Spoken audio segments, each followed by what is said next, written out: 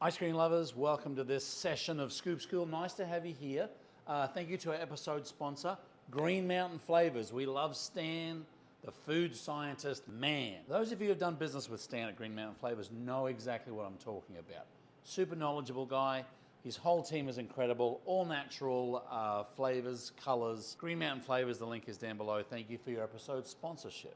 Okay, now how do you treat Stan's beautiful creations as well as other flavors? You're making ice cream, making it in the batch freezer, putting it in the blast.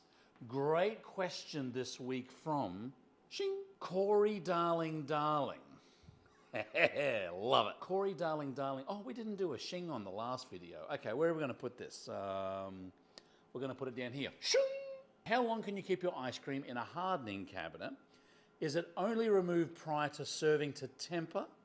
Or should your ice cream be removed after it's reached its desired hardening temperature and then placed in another freezer with a less harsh freezing temperature? Now, Corey Darling, I think you already know the answer because you even said it. Less harsher temperatures. How does this all work? Well, here's our blast freezer. Let's say we've got a beautiful 3-gallon bucket of product here. We open up our blast. Now, this is our Tech Frost blast freezer. It's got 2 beautiful big fans here that are pushing air out. It's got a wind chill of about -40. And so what happens is your 3-gallon bucket here is going to reach a core temperature of -20, -30 in about 6, 7, 8 hours maybe, depending on the ingredients. Can you keep it in here too long? Absolutely you can. You should not use your blast freezer as extra storage. Short term, you're having a huge dilemma, big event, go right ahead. But what's going to happen is, yes, you've got a lid on the top, and yes, in class here, we also don't put the lid on top when we blast. We just put some wax paper first, and then we store with the lid on.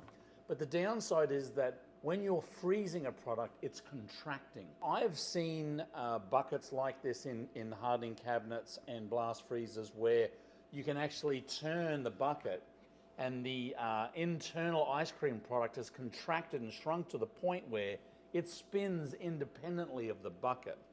And you don't want to damage your ice cream like that. The idea is here you want to put it in your blast freezer, your hardening cabinet, lock down the structure of that beautiful structure of air and fat and sugar and water and flavor.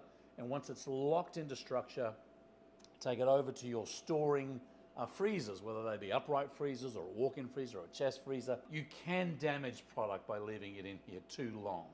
So use the freezer for the purpose of which it was intended and manufactured. Lock in the flavor, get it structured nice and tight, move it into your storage. We've done a few videos on storage, vertical freezers versus chest freezers. I'll have Madeline put that in the link below as well. That may be helpful. It's a common question that's asked, and I feel as though in short term, yes, you could use it in a pinch, but don't leave it in there too long. That contraction is actually going to affect the quality of it in the case. It'll basically shorten its longevity of freshness in the case if you damage it in this process. Anyway, thank you, Corey Darling. I'm just calling you by your username, not being romantic. And if you have a question like Corey Darling, and you want it answered, leave it down below. We love answering questions. Got any comments? Talk about your blast freezing process.